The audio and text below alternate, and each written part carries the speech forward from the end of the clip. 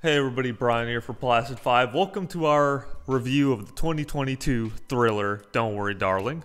Today I have a very special guest with us, a writer and the TV/movie buff, Stephanie Meadows. Hello everyone, happy to be here. I'm also joined by my co-host / film and TV buff / editor of the channel, Smo. You missed a few things, but greetings everybody. Don't Worry Darling was directed by Olivia Wilde, screenplay by Katie Silberman, and story by Carey and Shane Van Dyke. So Don't Worry Darling takes place in a 1950s style utopian community in which a group of couples have entered this kind of Palm Spring looking neighborhood, and everything's very symmetrical, colorful. The husbands work at a headquarters acquiring resources. The wives stay at home and they cook and clean, traditionally something you'd see in the 1950s. Florence Pugh, the lead character, protagonist, she begins to unravel the mystery of this place and starts to learn certain things. And as she begins to learn more and more, things start to become more violent. And this is spoiler free, so we won't go into detail, but there begins to be retaliation to the mystery that this place holds. Alright, so in this section we're going to be talking about the actors and what we thought about them before moving on to what we liked or what we disliked about the movie in general. We're kind of going to do this open discussion style. Starting off with Florence Pugh as the lead actress of the movie. Her name was Alice. I thought she was very solid. She's a very seasoned actress at this point.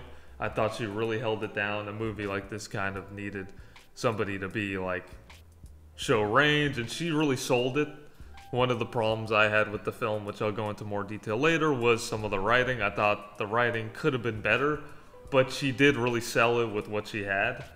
Ultimately, I think she did a very good job, honestly, is carrying her own weight, and she really came into her own throughout. There were a few moments where, it really was the script more than her, but some of them, sometimes it was kind of not believable and stuff like that, personally. I also think Florence Pugh did a really good job for somebody who might not really know like some of her range or like movies. I do believe that she sold the part really well. You definitely needed a strong actress in this role because it was of high intensity during the movie, so it was kind of very fast-paced, as we will probably talk about more later, but I do think that she definitely, in some parts, I think, like Brian was talking about, in terms of like the script, or could have been the direction that Olivia Wilde was giving her, but some parts I feel like maybe she oversold it sometimes, but otherwise I do think she did a really great job in all of the different scenes. So Harry Styles, obviously he's known for his music and being a musician. He slowly started to kind of come into the acting realm as well, and I was pleasantly surprised. I mean, I think he does have that kind of charisma about him, that he did sell it, and he does a good job in the more emotional scenes. I did feel that the intensity of it, as Steph was saying about the Florence Pugh having high intensity. Overall, a lot of the characters do kind of go through that roller coaster.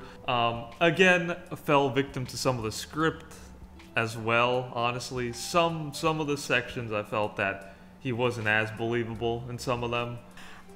Coming from somebody who is a really big fan of Harry Styles, I've been to his shows before. He's a very charismatic person. He is definitely kind of new to the acting world. He was in Dunkirk, directed by Christopher Nolan, and going into that movie, I thought it was like a big role for him. So coming into this, people did know the buzz behind him being in this movie, and whether you're going to see the movie because of the plot or whatever reasons, whether that's maybe him being in it, I kind of went into the movie unbiased, knowing that I was a really big fan of his, and I really was pleasantly surprised. I think because he's such a charismatic person, I think in a lot of parts of the movie, like I said with Florence, it was a very high intensity, and Harry Styles plays Florence Pugh's husband in the movie. His character Jack, you kind of get multiple sides of him.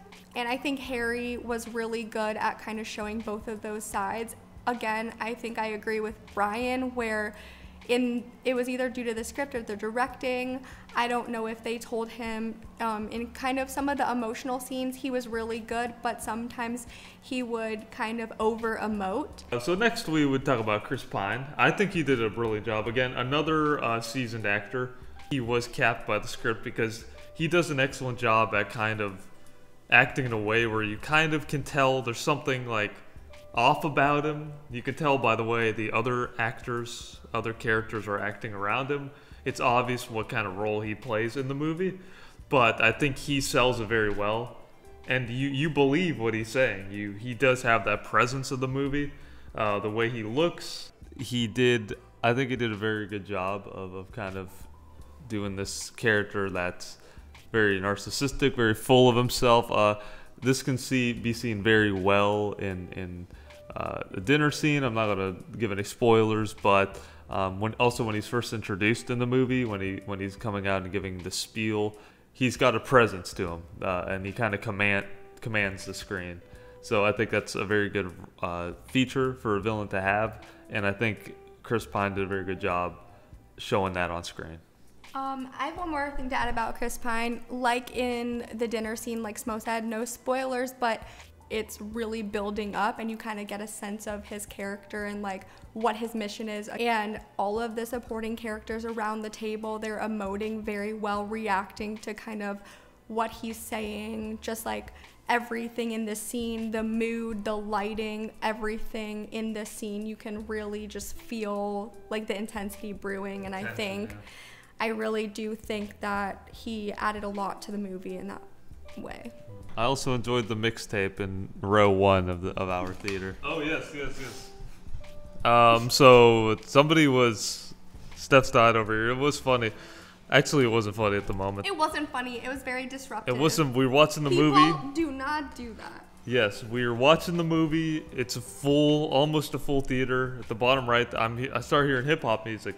I'm like, there's no way it's in there. I asked Brian if it was part of the movie. Yeah, and I was like, because it was like, I don't know, it was like a Bluetooth or something. This wasn't coming out of phone. This was coming out of full-blown Bluetooth. Wasn't the part in the movie? It was kind of intense. It was like it was like running in some. Yeah, it was like one of the climactic scenes. Without giving it away, it was like one of the climactic scenes of the movie. It was a very poignant part. So yes, please don't disrupt people around you. And they literally were like, shut that down. This movie is one of those movies where you have to pay attention to the scenes in the movie. There's a lot going on. Like it wasn't even like a boring part. Like it was the climax. So I don't know what they wanted to go to the club or something. I don't know what's happening. But all right, so we're gonna go through about what we liked about the movie, and then we're gonna go into what we disliked. One of my favorite parts of the movie is the music. I already love that era of music, the culture, all that stuff. So I think the movie did an excellent job of encompassing that vibe. And as well as the sound effects, the sound editing, sound design was very effective. It definitely added to it, yeah. It added to the tension, and that mixed with the visuals also. They can speak more to it, but the cinematography, the visuals, the coordinated choreography, of like swimmers or like dancers. I think all those images juxtaposed with the music was very effective, and I think just kept everything very immersive overall. I did really like the editing. Again, we're talking a lot about the visuals, but that was like that was really good. Like they definitely nailed that. The editing was really good. The transitions, the sound, it matches very well. I was getting like some moments was reminding me like Requiem for a Dream, when there's like transitions and stuff like that. And obviously I love like the 50s, as we keep mentioning, but they use some of those in the transitions as well. I also did like some of the things that Alice experiences. They were very immersive. Visceral, yeah. They were very like intense, some of them, and I really liked that. So I thought that they did a really good job with that. In some scenes where it was like really intense, you could hear Florence Pugh's breathing, like her breathing really heavy.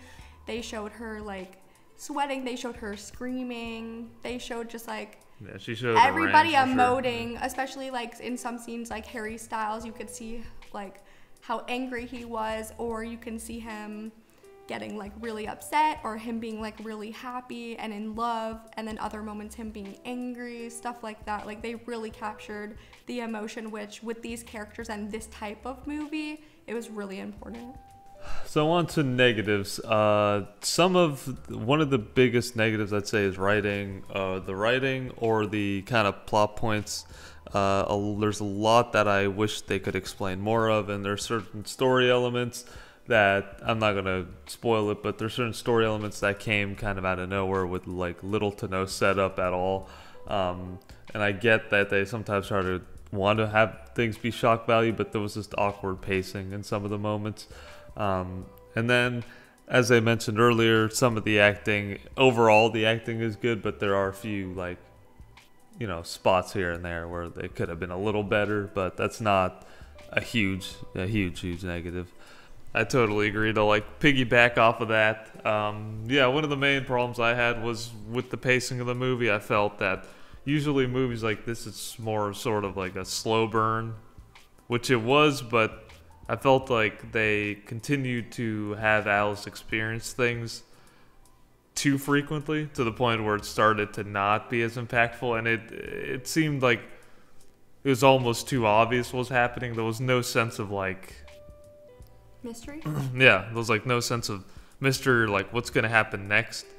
You kind of already can like conclude what's going to happen kind of in a way because of how she's, slowly experience things, but it was too often. It happened way too often.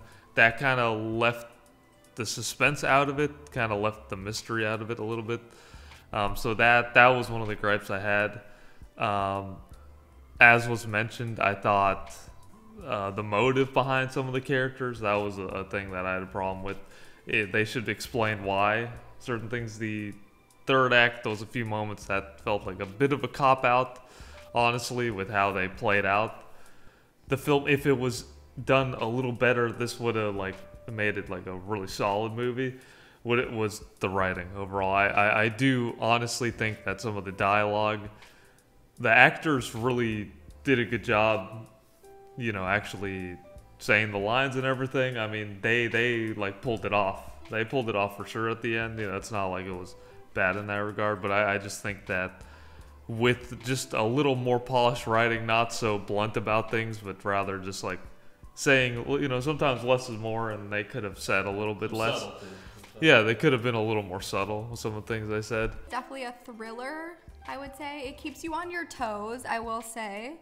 I do think that in the last parts of the movie, I wish that there was going to be not like necessarily a cliffhanger, but just more like suspense leading up to the final moments in that regard. But I do really think that this movie is very different from all the other movies that are out. There's a lot of like superhero movies coming out, which you would probably see in the previews, and like horror movies, but I think like this movie is definitely different than other movies out right now, and I personally, as a moviegoer, want to see different and uniqueness, and I think that this movie definitely was that. So just go in with an open mind.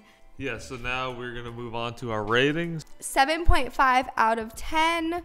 It wasn't quite enough to be an 8 for me, or a 9 or a 10, obviously, but I really think that if you really pay attention to the plot and the other nuances of the movie, I think that you'll have a good time watching the movie. It's a good movie to go see with friends. So I'm giving this a 7. I think that overall, as far as it being immersive and just being an enjoyable movie to watch, like she mentioned, with friends and things, just for the sheer entertainment, I think it deserves a solid score. And there wasn't really too many. There was some negatives, but I don't think they were enough to overbear it and give it, a low rating. I think it's just a pretty solid movie overall. But for me, I mean, I do agree. I would have to give the movie a borderline 7. There was a couple of things that I thought could have been better, but by no means would I give this movie a really bad score. It's not. It's got its gripes, but I was entertained, and that's the main thing when it comes to movies. I think is it entertaining? Was it memorable? and the flaws weren't quite enough. 'Cause, you know, sometimes some movies, they have flaws and they like ruin it for me. The flaws in this movie didn't really ruin the experience. They're very minor to me, I would say, right? Yeah. Mm-hmm. Yeah, so overall, because of that, I'm going to give it like a 7. It might be like a little over, but I'm going to give it a 7. I'm going to give 7 out of 10. I think that's a fair score. I did see some other reviewers were giving it much lower than that. I mean, the movie's not like bad by any means, but of course, you know, there's room for improvements. But overall, I thought it was a solid movie. It's a entertaining movie to watch. If you like thrillers, you'll probably enjoy this movie. Thank you so much, guys, for watching once again. Thank you again to Steph here. Thanks, guys. It was fun. For being featured. And thank you to this kid over here as well. Now, please subscribe on our YouTube channel. We have Facebook and we have Instagram. All that will be down below. Thank you guys again. And we'll catch you guys. Catch you on the next one. On the flip side.